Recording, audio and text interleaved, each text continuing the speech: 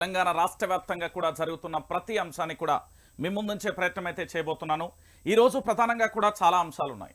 రాష్ట్ర రాజకీయాలలో కేవలం 6 నెలలలో పూర్తి స్థాయిలో కూడా రేవంత్ రెడ్డి ప్రభుత్వంపై తిరుగుబాటు తప్పదా? ప్రజలలో అంత వ్యతిరేకత ప్రారంభమైందా? ఎందుకు 30 రోజులలోనే ఇంత తీవ్ర స్థాయిలో వ్యతిరేకత ఎదుర్కొంటున్న రేవంత్ రెడ్డి ప్రభుత్వం ఏం చేయబోతుంది? ఇక మిగిలింది కేవలం 60 రోజులు మాత్రమే. ఈ 60 రోజులలో 6 గ్యారంటీలు నెరవేర్చడం సాధ్యమేనా?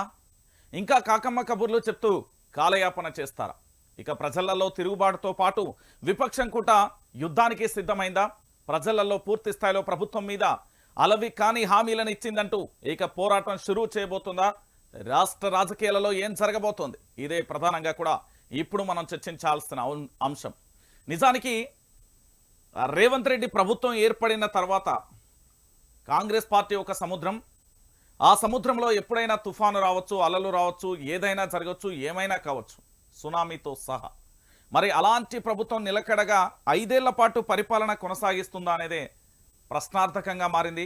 గతంలోనే విపక్ష పార్టీలకు సంబంధించిన కొంతమంది నేతలు కూడా మాట్లాడిన సంఘటనలు చూస్తాం. సో ఇలాంటి పరిస్థితులలో ప్రస్తుతం ఈ 6 నెలలలో కాంగ్రెస్ ప్రభుత్వం ఎందుకు పూర్తి స్థాయిలో తెలంగాణ ప్రజలందరూ కూడా యుద్ధానికి సిద్ధమయ్యే విధంగా చేయబోతుందా, ఏం చేయబోతుంది అనేది కూడా మనం చర్చించుకుందాం. అయితే ఇప్పటి వరకు వైఆర్టీవీ తెలుగు న్యూస్ ఛానల్కి సంబంధించి ఎవరైనా సబ్స్క్రైబ్ చేసుకోకపోయినా మీ గ్రామంలో, మీ మండలంలో, మీ నియోజకవర్గంలో, మీ జిల్లాలో ఎక్కడైనా తెలంగాణ బిడ్డలు, తెలుగు బిడ్డలు అందరూ కూడా ప్రతి ఒక్కరు కూడా సబ్స్క్రైబ్ చేసుకోవాల్సిన ఛానల్ కేవలం వైఆర్టీవీ తెలుగు న్యూస్ ఛానల్ ఒకటే. వాస్తవాలను, నిజాలను నిర్భయంగా చెప్తూ ఎక్కడా కూడా ఏ పార్టీకి తొత్తు కాయకుండా విపక్ష పాత్ర పోషిస్తున్న